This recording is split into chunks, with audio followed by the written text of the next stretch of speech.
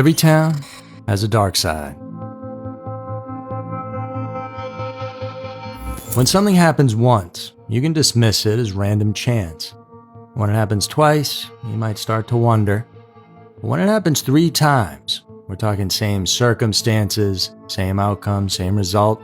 That's no longer coincidence, that's a deliberate pattern. And something is being done intentionally. And today, we have 6 people, all of whom have gone missing without a trace or have wound up dead under mysterious circumstances. And this all happened within the last 9 months, and the thing that connects them all is that each and every one of these individuals were working at facilities guarding America's most sensitive information. Hey guys, it's Andrew. Welcome to another episode of Everytown, where today we have a situation unfolding that most certainly deserves a deep dive in. It looks like a good old-fashioned cleaning up of loose ends of sorts. And the questions for us then are, what exactly was in need of such a cleansing and who is behind it all? Let's get into it. This is Dead or Missing, what's really happening to the scientists who know too much.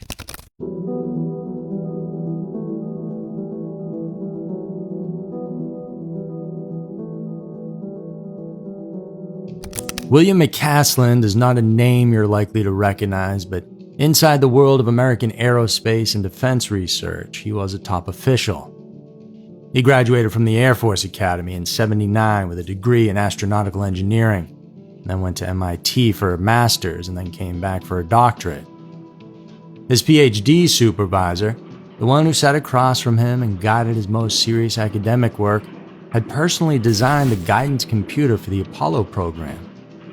And so, from the very beginning of his career, McCasland wasn't just adjacent to America's most serious science, he was right inside it.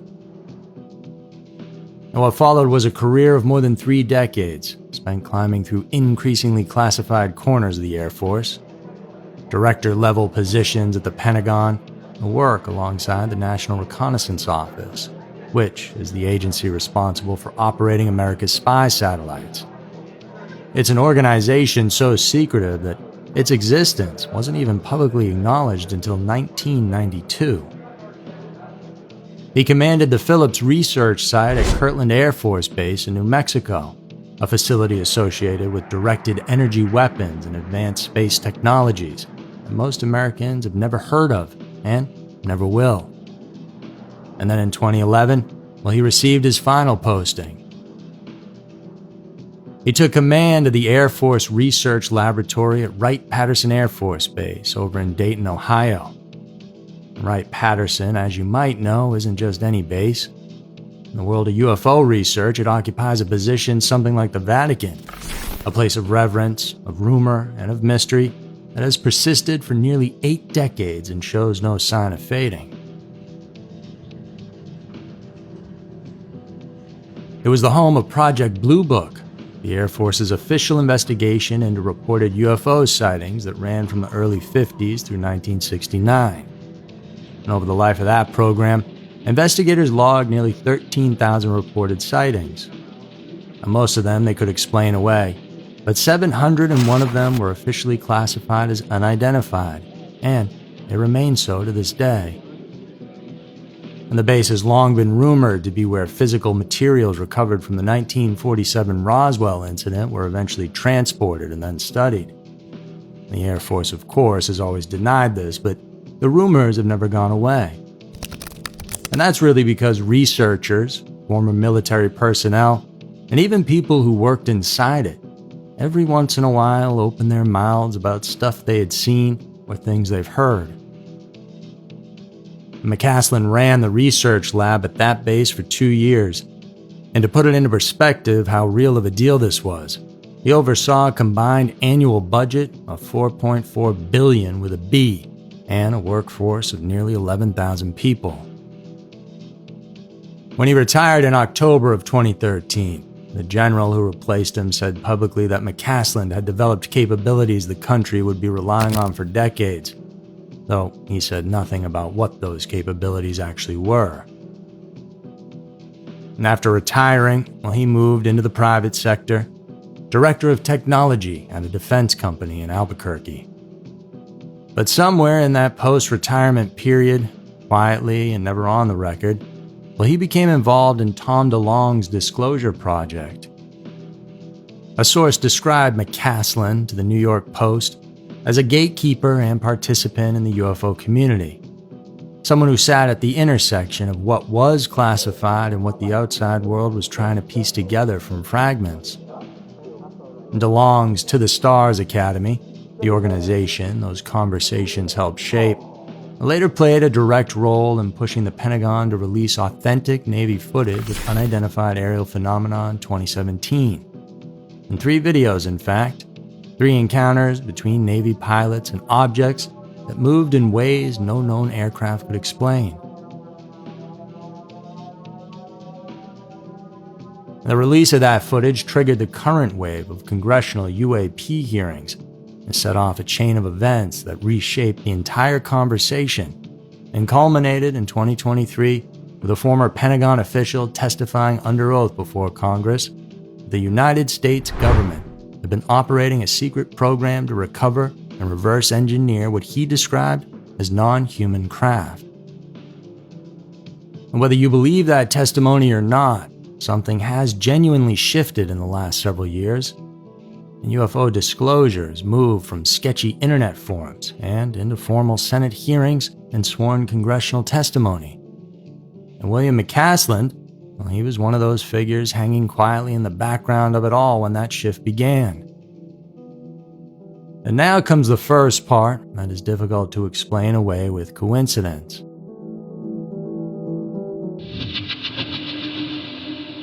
On February 1st of 2026, 6 days before he vanished, President Trump publicly announced he was directing the Pentagon and federal agencies to begin releasing government records related to extraterrestrial life in UAPs. And 6 days later, McCaslin, the man who most certainly could have helped releasing all that information, he walked out of his Albuquerque home on foot and was never seen again.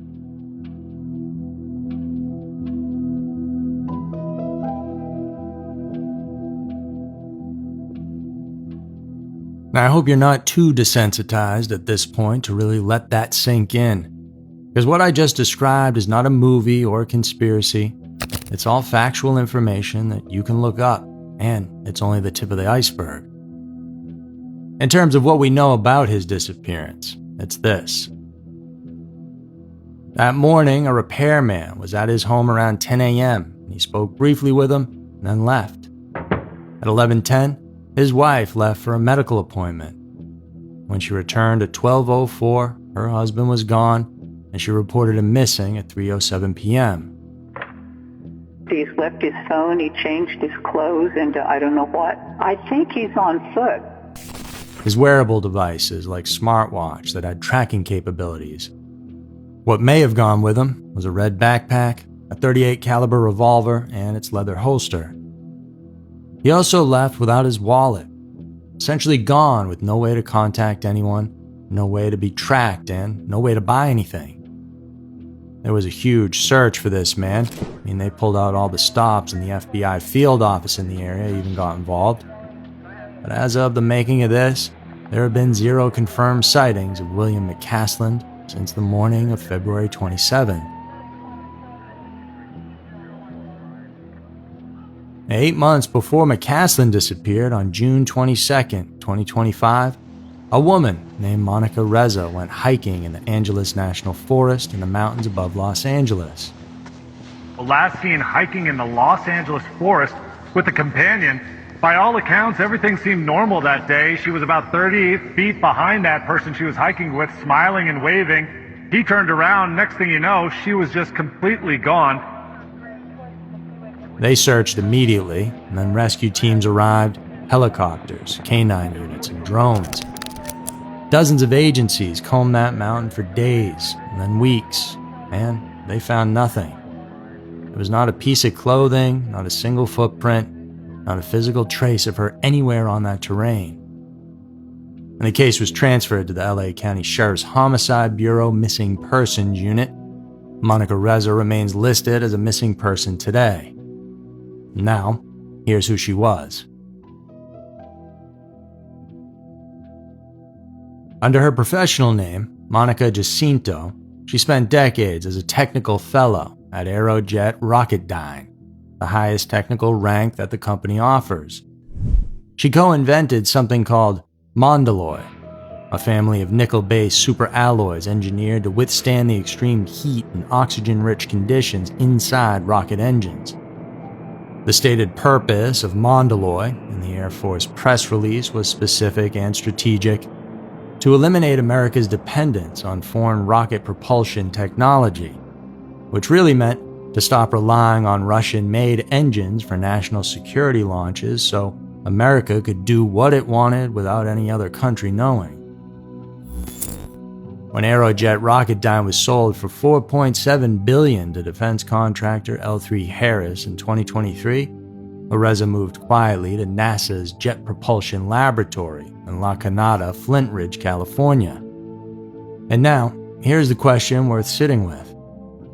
Who had overseen the government side of the Mondalloy research program? Well, it was the Air Force Research Laboratory Space Vehicle Directorate, commanded during a key period of that work by William McCasland. And the scientist who invented the alloy and the general who ran the program that funded it, they both vanished in the American West 8 months apart, leaving no physical trace behind.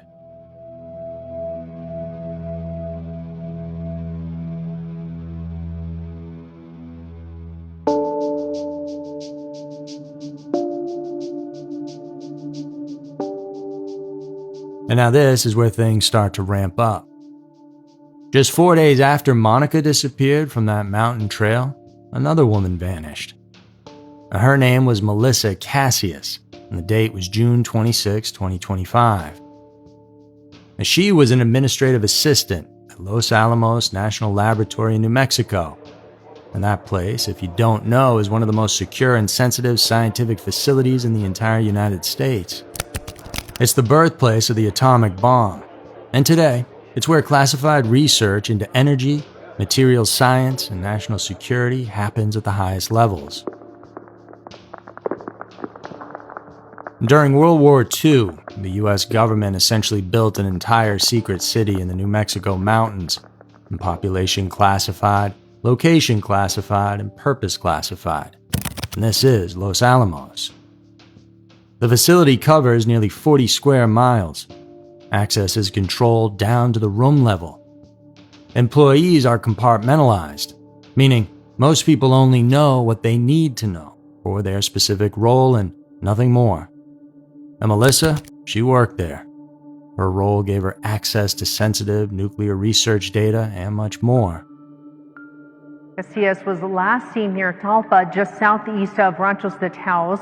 Her family says all of her belongings, like her wallet, keys, and valuables, were all left inside of her home. Her work and personal phone were also found inside of the home, but reset to manufacturer settings. So not lost or broken, but deliberately wiped clean. Every contact, every message, and every piece of data she had stored on those devices was gone, erased before she walked out the door and disappeared. Right now, Melissa Cassius is still missing. So, 3 people, 3 disappearances, all of them gone within 8 months of each other, all of them connected in one way or another to the most protected corners of American science and defense.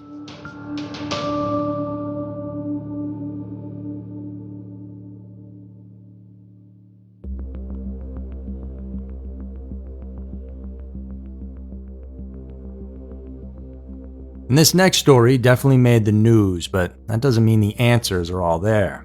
In fact, it's quite the opposite. And because of how fast the news cycle is, well, this story has faded into the background, and that's likely been done on purpose. On the evening of December 15th, 2025, a man named Nuno Loureiro was shot in the entryway of his apartment building in Brookline, Massachusetts, just outside Boston. He was transported to a nearby hospital and died early the following morning. Loureiro was 47 years old. And born in central Portugal, he had earned a doctorate in physics from Imperial College London. Loureiro was a professor of nuclear science, engineering, and physics, and also director of MIT's Plasma Science and Fusion Center. He was a husband and father of 3. Colleagues in Portugal remembering Loureiro as friendly.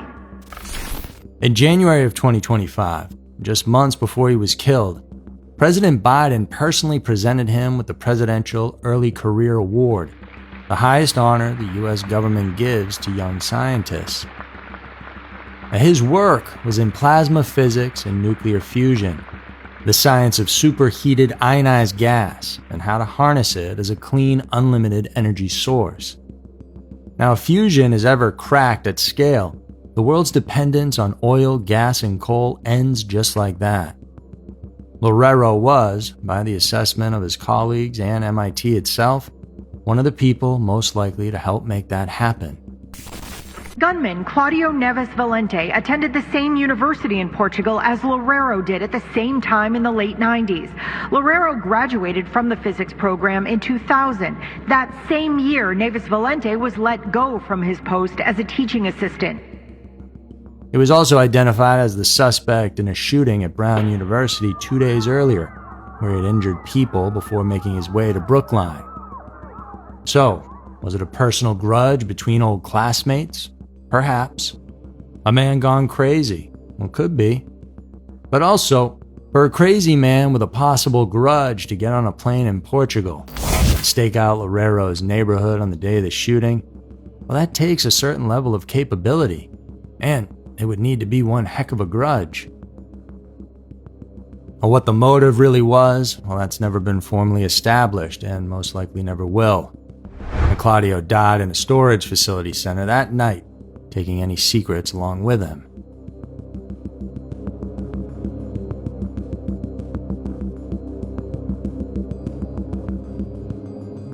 Fast forward just 8 weeks to February 16th, 2026. At a house in Llano, California, along a remote stretch of desert that sits about 70 miles northeast of Los Angeles, just after 6 in the morning, a 67-year-old man named Carl Grillmair was found on his own porch with a gunshot wound. He was pronounced dead at the scene.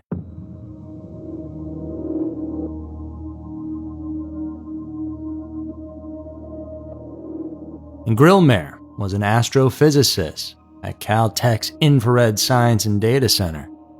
His colleagues described him as ingenious, and not as a courtesy, but as a precise description of how his mind worked. His research had contributed to the discovery of water in the atmosphere of a distant planet, a finding that pointed toward conditions potentially hospitable to life less than 160 light-years from Earth. He had identified stellar streams in the Milky Way and vast rivers of stars left behind by the disruption of ancient galaxy clusters, a work that fundamentally reshaped how astronomers understand the large-scale structures of the cosmos. He had led research programs using both the Hubble and Spitzer space telescopes and had received a NASA Exceptional Scientific Achievement Medal. He is, and I say in the present tense, Carl is irreplaceable because the ingenuity he injected into his research in astronomy is unparalleled. And where he lived in Llano, well, this was the kind of place people choose specifically because it's far from everything. Authorities arrested a 29-year-old man named Freddie Snyder nearby on a carjacking charge and later charged him with Grillmair's murder. But no motive was ever publicly released, and no explanation of whether Snyder knew Grillmair. There was no confirmation of whether this was a random crime of opportunity or something deliberate, pointed at this specific scientist, at this specific house, on this specific morning. And that question has never been answered. And now, here's the final case, at least as of right now. 45-year-old Jason Thomas disappeared back in mid-December. He was last seen in the area of Murray and Chestnut Streets in town. Searches and leads for the Novartis scientist have come up empty. And Novartis is one of the largest pharmaceutical companies in the entire world, with active research contracts with the U.S. Department of Defense. And Thomas's work focused on developing new medicines including potential treatments for cancer. He was missing for 3 months, and on March 17th of 2026, his remains were recovered from Lake Quannapowitt, not far from where he'd last been seen. Authorities did not announce evidence of foul play. The working assumption, at least publicly, appeared to be that his death was not suspicious. And maybe it wasn't. I mean, people go missing. Tragedies happen that have no sinister explanation and no connection to anything larger. But the timeline sits uncomfortably alongside everything else in this story. A defense-connected pharmaceutical researcher goes missing in December, and his remains surface in March, and no motive is offered. No explanation of what happened in those 3 months. No public accounting of the circumstances that led a 45-year-old man from his life to the bottom of a lake.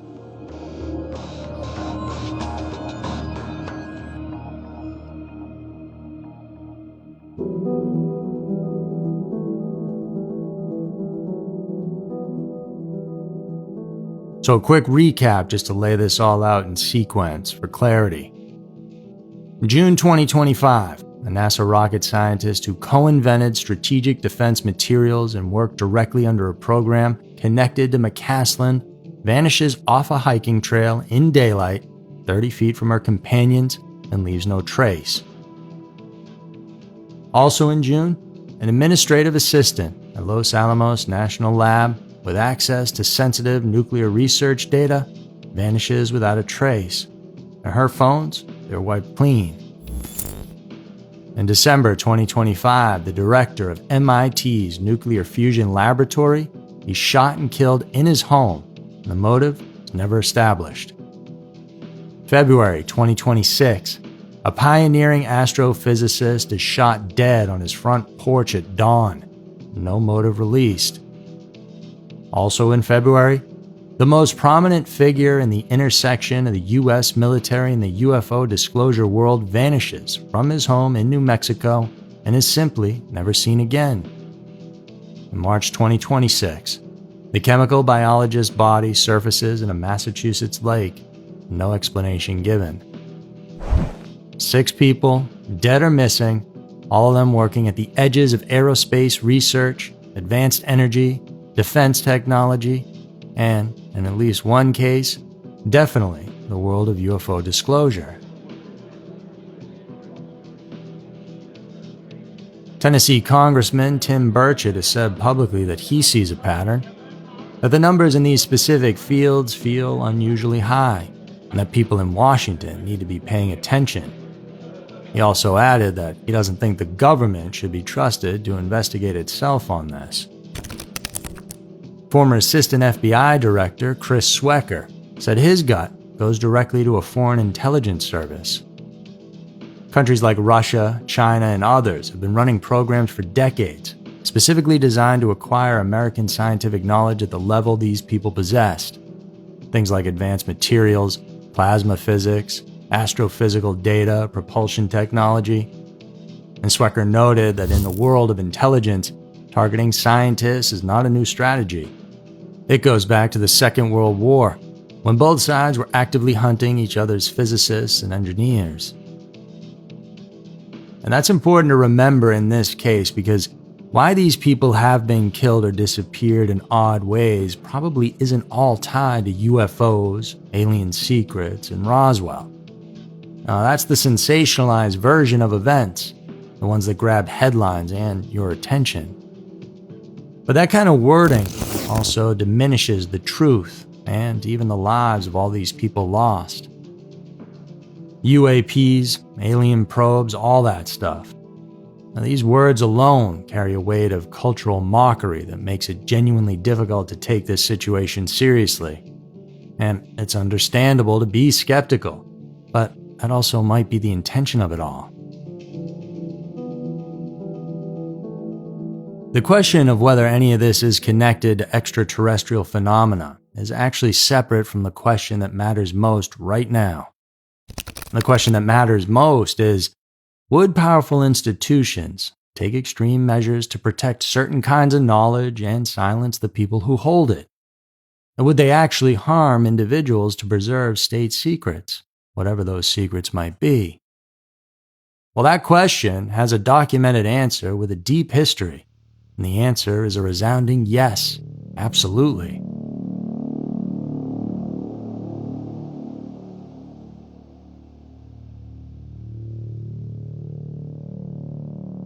Beyond individual targeted killings, and there are many documented examples of those, what's most unsettling isn't the idea that powerful institutions would eliminate a specific person who knew too much.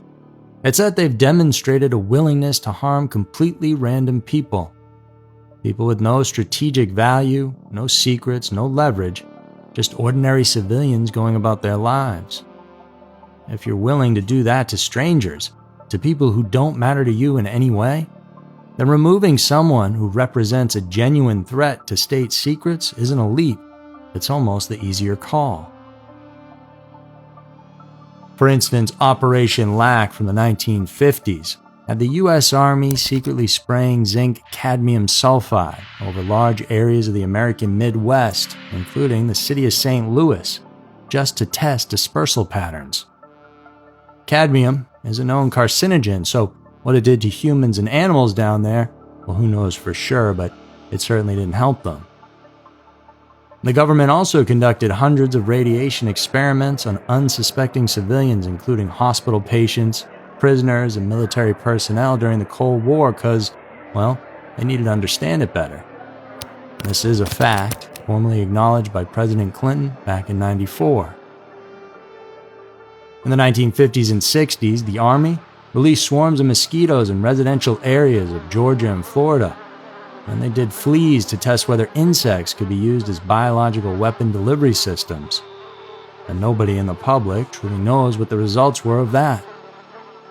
And speaking of insects, what about Lyme disease? Now, that first showed up in 1975 in Old Lyme, Connecticut, which just so happens to be located less than 12 miles from Plum Island. The main attraction there is the Plum Island Animal Disease Center, where they can safely experiment on and research animal diseases. Lyme came out of nowhere, and what started as a small cluster 50 years ago now has about 500,000 people per year getting infected, and that number is growing exponentially. And there was this other disease that spread recently, actually all over the world starting in 2020. I can't remember the name, but it may have come from a bat or some animal, or it may have been developed in a lab. It's tough to know for sure. But if the lab leak is true, then, well, it may have been released by accident, but also maybe on purpose. Well, who knows, but I hear there's good money in pharmaceuticals. MK Ultra dosed people without their consent.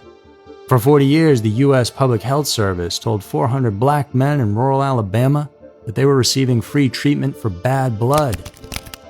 And they were actually being observed as their untreated syphilis progressed. And when penicillin became available as a treatment in the 1940s, it was deliberately withheld so the study could continue. Many of them died from a curable disease.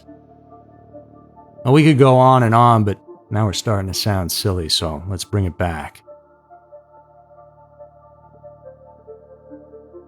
The point is not that every unexplained death or disappearance is a government operation. It isn't. Most of them aren't.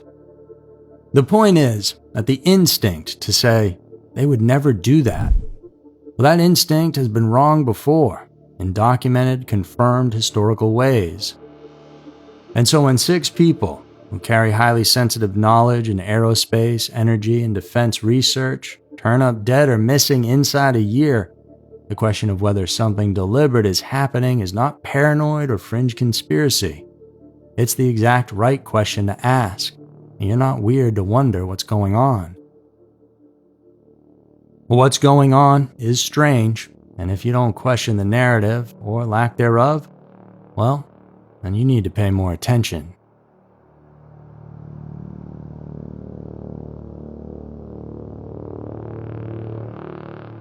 So that's going to do it for this week's episode of Everytown. I appreciate you tuning in. If you're tired of all the ads, well, then go watch our episodes over on Spotify. If you're subscribed to Spotify Premium, You don't get any Spotify ads on my videos, so have at it. Remember to come on back next week for another episode of Every Town filled with scary, strange, and mysterious stories, because you never know. Maybe your town will be next.